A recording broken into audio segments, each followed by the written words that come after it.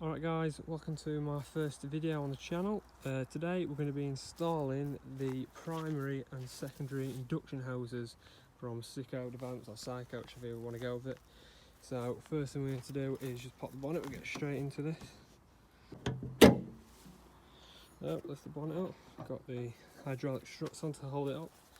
So here's the engine bay. Mine's stock at the moment, but we're changing soon. So the pipes we're changing is this one here. This is the primary. That's called the crossover pipe. We're not changing that today. And then this kind of section down here is the secondary. These are the two areas we're going to be changing today. Okay, well, before we get the parts in, we're going to need to remove the old ones. Now we'll do the primary first. To my knowledge, it's simply two Jubilee clips, one here and one here. Now we're not moving the air box today, or the air filter, but if you were, you need to make sure you keep that mass sensor clean and obviously take it out and put it into the new system. But because we're not changing it today, all we need to do is take this clip out, and this clip will loosen these two clips, and this should just pull out and we can install the new pipe.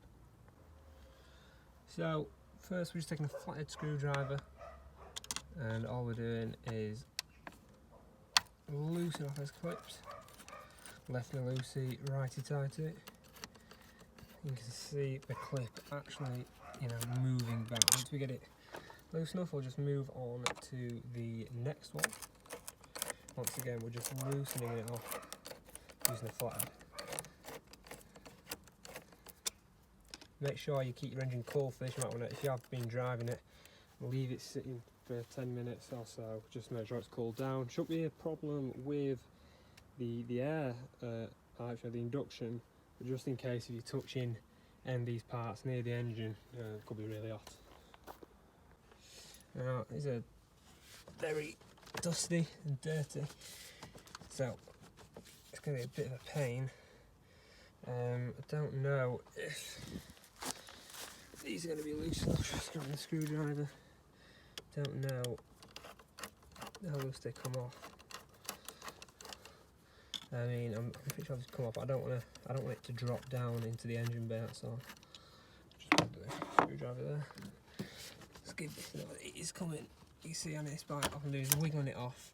Then it's come off straight away. And now we've got that one off, we can push the entire hose up towards the cabin of the car.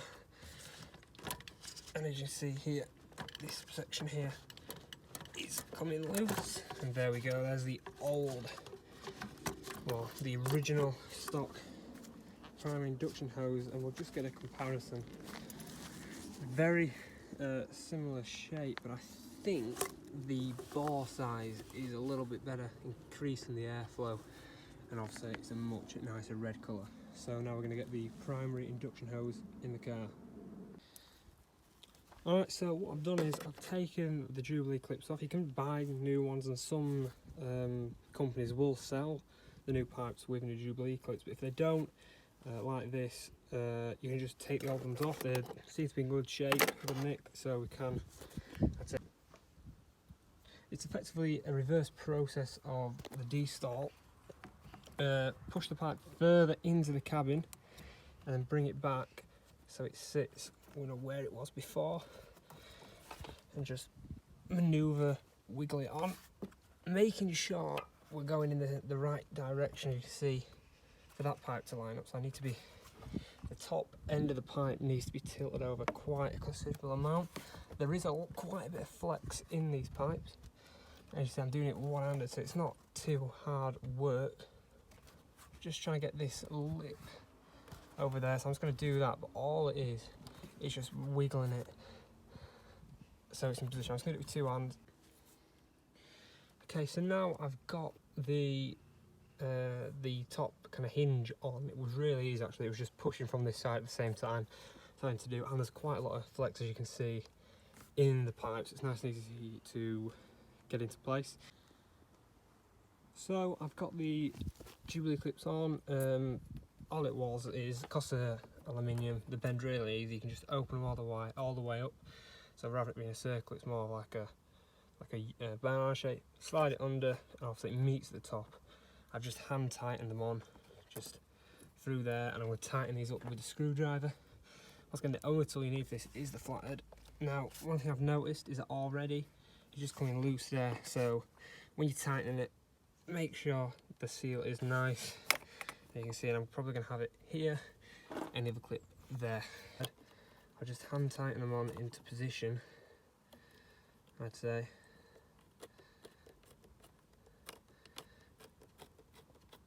There you go. You can see how easy this really is. It's literally just one tool and tighten it up. Not too tight, because obviously we saw how much this pipe, we saw how much it flexes, so we don't want to be ripping it really hard. Probably a little bit too hard actually. I'm just going to loosen it up just a tad. Now, the exact same process. This one, just going to hand tighten it. See, I'm not even doing this one-handed, so it should be really easy for you guys. So yeah, that's a bit more fidgety though, because it is under there. So I'll do the exact same process I've just done for that one, and then we'll get the secondary induction pipe on. So the primary induction hose is on, all tightened up. It looks amazing, especially compared to the stock one. Really bright, vibrant. I was a bit worried having a red car and having the red hoses. Would it look all too much? I was maybe thinking of going a different colour, but I think it looks perfect, not overwhelming. I really like it. So I'm going to crack on with the secondary. Now this is a little bit more complicated because we've got a pipe to disconnect and a pipe that runs over the top as well. We just need to clear that out of the way, but it should be a very similar story. This time we've got 3 Jubilee clips. We've got one up the top here. For the 2 down here, you might not even need to take this second one off, because I think this might be for the turbo hard elbow. I don't know, it might connect on, but I'm going to take it off anyway. And this one as well. This one is on a funny angle, so I don't know actually how I'm going to get this one off. Hopefully this one will just bend round, twist round, but it's a bit of a funny angle, so it might be a little bit harder to get off.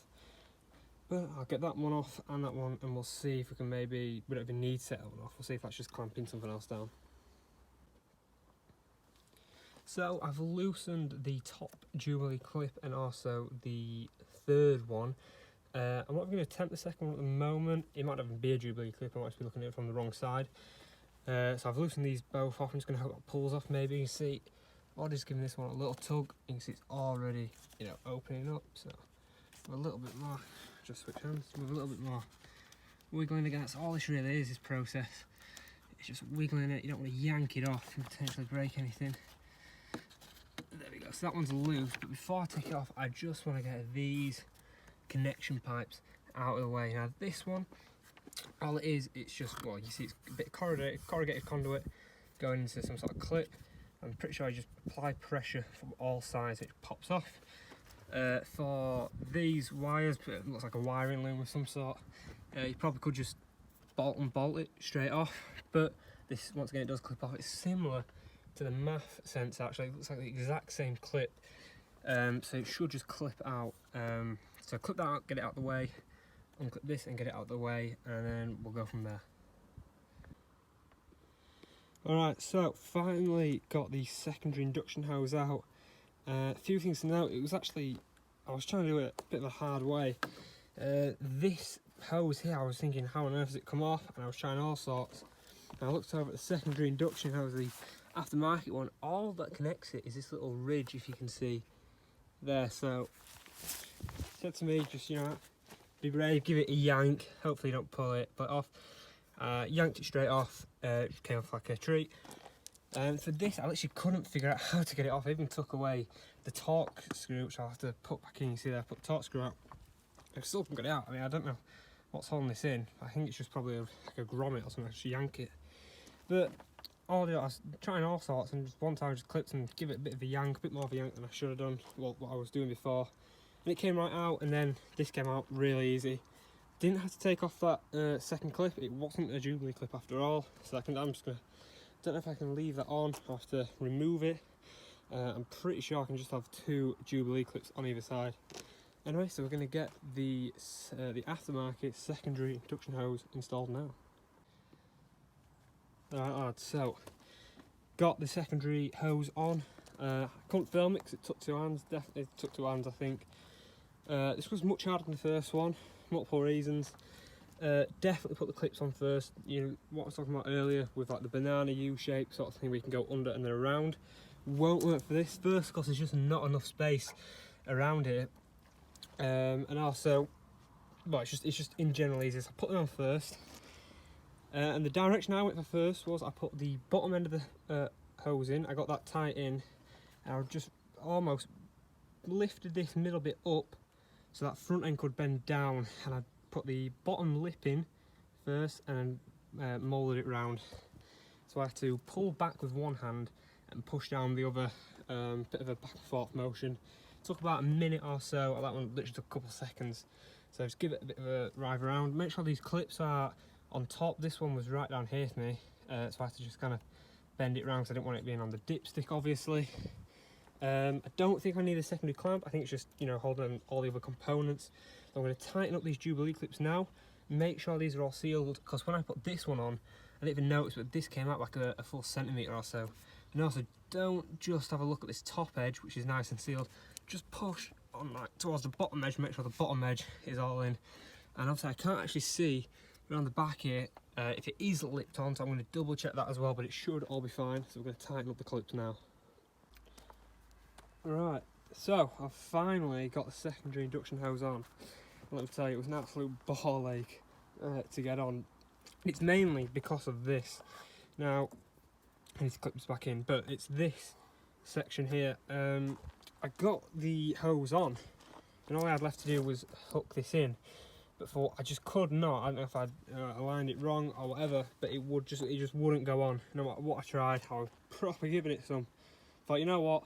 I'll take the hose off, the top half of the hose off, clip it in, and then do the hose. So I did that. It went on straight away as soon as I took it off. So it was obviously just the angle wasn't right or whatever. And then I was trying to get this on, and the bottom edge, it just kept lipping over. And I was proper towing. So, I mean, this ideally wants to be gone on after, and it should just clip straight on, but I don't know if mine's shrunk or whatever the reason was, it just wouldn't go on. So I have to go a long route around. I've got it eventually, but just be wary of this. I even tried taking it off of here, I just couldn't even get this connection off. The last thing to do now is just clip this back in.